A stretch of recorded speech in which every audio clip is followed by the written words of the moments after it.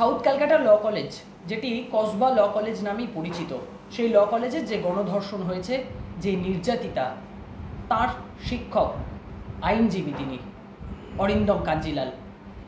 এই ঘটনা ঘটে যাওয়ার পর, তার সাথে নির্মম ঘটনা ঘটে যাওয়ার পর প্রথম ফোন যাকে করেছিলেন আইনের ছাত্রী, আইনি লড়াই লড়ার জন্য, তিনি হচ্ছেন অরিন্দম কাঞ্জিলাল। তার সঙ্গে কথা বলবো সরাসরি।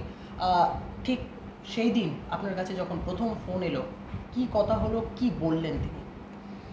পুরো সিচুয়েশনটাকে ডিসক্রাইব করলেন এবং সিচুয়েশনটাকে ডিসক্রাইব করে বললেন যে স্যার এরকম একটা সিচুয়েশনের ভিতরে আমি রান থ্রু করছি এবং আমার কী করা উচিত। বললাম তুমি ইমিডিয়েট বাবা মাকে জানিয়ে যা লিগালিটি আছে, যা লিগাল স্টেপ নিতে হবে সেই লিগাল স্টেপ তুমি নাও, এবং সেই লিগাল স্টেপের পরিপ্রেক্ষিতে দাঁড়িয়ে আলটিমেটলি যা হয়েছে তোমরা দেখতে পেয়েছো। Legal step has already been taken by her এবং আমরা আশাবাদী যাব। সময়টা যদি একটু বলা যায়। সরি, এটা ডিসক্লোজ করতে পারি না, অফিসিয়ালি তো নিয়ম নেই, এটা ডিসক্লোজ করা যায়। আচ্ছা, আপনি একজন তৃণমূল কর্মী, আইনজীবী এবং সমর্থক।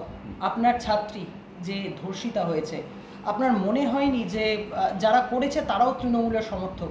আপনার কখনো মনে হয়নি যে এই ব্যাপারটা এড়িয়ে যায় বা আইনি লড়াই করব না, মনে হয়নি? দেখুন, অধিকাংশ ক্ষেত্রে কিন্তু ভিকটিমরাই ভয়গুলো পান যে এটা নিয়ে এগোনো যাবে না, বা এটা নিয়ে এগোলে যদি আমার কোনো রকম কোনো সমস্যা হয় বা কোনো রকমভাবে কোনো ট্রাভেল হয়, তো সেদিক থেকে যে ও আলটিমেটলি এগিয়ে এসছে আমি তাতে খুশি এবং আশা করছি যেটা ওর বেনিফিট বা যেটা ওর সিচুয়েশানও যে ফেস করেছে সেই সিচুয়েশানটা থেকে আলটিমেটলি ও বেরিয়ে আসতে পারবে। ভিকটিমকে মূলত সাহস জুগিয়েছেন আপনি আইনের পথে লড়াই করার জন্য?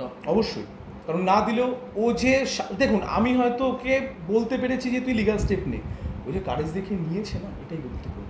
আপনার ভয় করেনি? ভয় করে কি করবো বলুন? আলটিমেটলি আমার ভয়ের থেকে ওর ভয়টা সব থেকে বেশি গুরুত্বপূর্ণ। ও যে এগিয়ে আসতে পেরেছে বা ও যে এগিয়ে আসার মতো অডাসিটি দেখিয়েছে, সাহস পেয়েছে, আমি এটাতে খুব খুশি। মনোজিৎ মিশ্র মূল অভিযুক্ত, আরও 3 জন এবং নিরাপত্তা রক্ষী সহ 4 জন গ্রেপ্তার।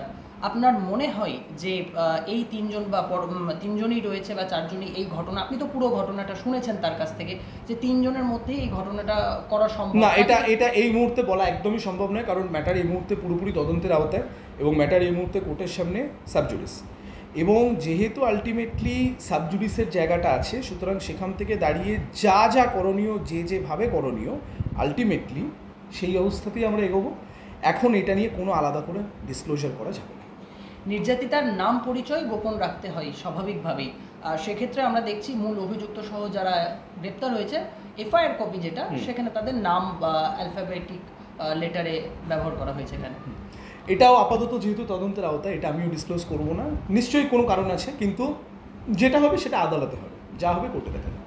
মনোজিৎ মিশ্র আপনার ক্লাসমেট, ব্যাচমেট ছিল, তাকে মনে হয়েছিল যে এই ধরনের ঘটনা? কোনোদিনও নয়, কারণ ও খুব হেল্পফুল ছিল। আমি দায়িত্ব নিয়ে তোমায় বলছি, মানে ও মানে আমি দেখেছি তো, যেহেতু আমরা দুজনেই ছাত্র রাজনীতি করে উঠে আসি, আমরা দেখেছি যে কীভাবে ও লড়েছে, মানে খুব হেল্পফুল ছিল, কিন্তু এটা করতে পারিনি। আইনি কলেজে বা শিক্ষা প্রতিষ্ঠানে এই ধরনের ঘটনা ঘটছে, মূলত কাকে দায়ী করবেন? আমাদেরকে।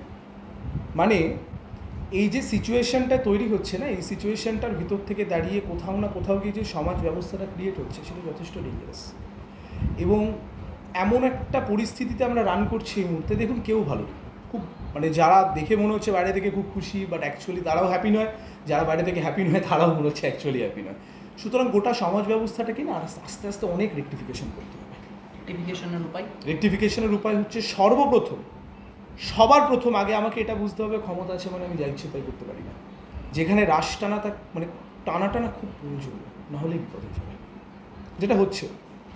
শুধু আপনি বলে নয়, এই ধরনের ঘটনা যখনই হয়, আরজি করের তিলোত্তমা আজও বিচার পায়নি, ন্যায় বিচার পায়নি, সেক্ষেত্রে দাঁড়িয়ে এই ন্যায় বিচার পাওয়ার যে লড়াই, আইনি প্রক্রিয়া ঠিক কী আছে, কিভাবে আইনি প্রক্রিয়ায় লড়লে ন্যায় বিচার পাবে?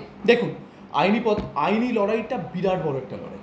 আইনি লড়াই যে কোনো ক্ষেত্রে আমি সবসময় বলি, একটা তো দীর্ঘমেয়াদী সমস্যা, একটা দীর্ঘদিন ধরে অনেক কিছু মেনটেন করে, অনেক তথ্য প্রমাণ সব সংগ্রহ করে আমাদেরকে এগোতে হবে। সুতরাং সেটা শুরু হয়েছে নিশ্চয়ই, এবং সেটা আশা করি কোথাও না কোথাও গিয়ে শেষও হবে, বাকিটা দেখা যাবে। ভাইস প্রিন্সিপালের যে মতামত, তিনি নির্যাতিতাকেই দায়ী করেছেন, কি বলবেন? ভাইস প্রিন্সিপালকে ইমিডিয়েটলি বলুন আগে পদত্যাগ করতে, কারণ ওনার ওই পদটায় থাকার মতোই কোনো আলটিমেটলি যোগ্যতা নেই। কেন যোগ্যতা নেই? কারণ 2 জন সিকিউরিটি পার্সন নিয়ে উনি কলেজ অ্যাডমিনিস্ট্রেশন চালাচ্ছেন না। ওনাকে বলুন পদটা ছেড়ে দিতে, ওনাকে বলুন যেন মানে মানে she is a successful failure, she is unable to handle the administration. ওনাকে বলুন পদত্যাগ করতে, ওনার কোনো থাকার যোগ্যতা নেই।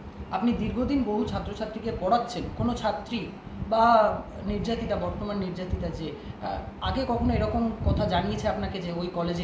না না না, এই ধরনের কোনো সিচুয়েশান আমি কোনো দিনের জন্যই ওর থেকে শুনিনি। শুধু ওর থেকে কেন, আমি কারোর থেকে কোনো দিনের জন্য শুনিনি। আলটিমেটলি যতজনকে আমি দেখেছি, বা প্রচুর ছাত্রছাত্রী তো আলটিমেটলি পড়ে, প্রচুর ছাত্রছাত্রী আমার কাছে পড়ে যারা সাউথ কলকাতা থেকে বিলং করে, কিন্তু আমি কোনো দিনের জন্য এরকম কোনো সিচুয়েশন শুনিনি। কেন এটা হলো আমি সেটাও জানি না। একদম শেষ প্রশ্ন যেটা, আইনজীবী হিসেবে ছাত্রছাত্রী যারা বিভিন্ন সময় বিভিন্নভাবে মলেস্টেশন হচ্ছে, এই পুরো প্রক্রিয়া থেকে বেরিয়ে আসার উপায় কি বলবেন? সম্পূর্ণ পরিষ্কার কথা, যা পরিস্থিতি বর্তমান বা এবং ভবিষ্যতের দিকেও আমরা তাকিয়েছি, আমার মনে হয় আমাদেরকে কিন্তু মানে আমরা যদি নিজেরা না এগিয়ে আসি তাহলে কিছু হবে না। এই মামলাটি যখন রুজু হয়েছে পুলিশের মারফত, আমি বা আমার যারা সিনিয়র লয়ার বা আমার থেকেও যারা এক্সপিরিয়েন্স ব্যক্তিত্ব, তারা তো লড়বেন, তাদের সাথেও আমি থাকছি, এবং সেখান থেকে দাঁড়িয়ে আমরা চেষ্টা করব যাতে একটা বেটার কিছু করা যায়। Thank you. ধন্যবাদ অরিন্দমবাবু আপনাকে জাগরণ বাংলা এবং ভিশন প্লাসের সময় দেওয়ার জন্য। Thank you.